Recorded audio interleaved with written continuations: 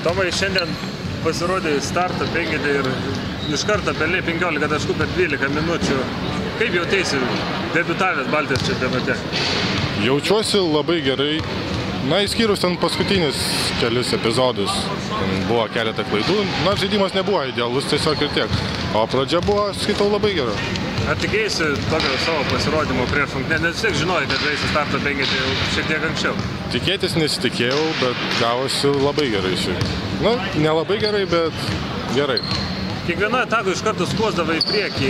Toks buvo trenerio nurodymas, nes treneris sakė, kad buvo sugalvojęs savo specialią užduotį. Na taip, trenerio tokia mintis buvo nuo pat pradžių varžybų. Tiesiog bandžiau vykdyti ir tiek. Ar tai geriausias rungtynės savo karjeroje? Na taip, kol kas taip. Kodėl šiandien taip sunkiai sekėsi? Pritrūko tos motyvacijos komandai, turiu galvoje? Komandai kodėl taip sunkiai? Visų pirma, trūko mūsų 3 žaidėjų, skaityk pagrindinių. Ir šiaip ilga kelionė, didelis atstumas, ilgai važiavom. Tiek turbūt. Bet jeigu Žydrūnas Urbonas įdeda iš viršaus, tai jau turbūt tikrai geros rungtynės. Nu, neblogas.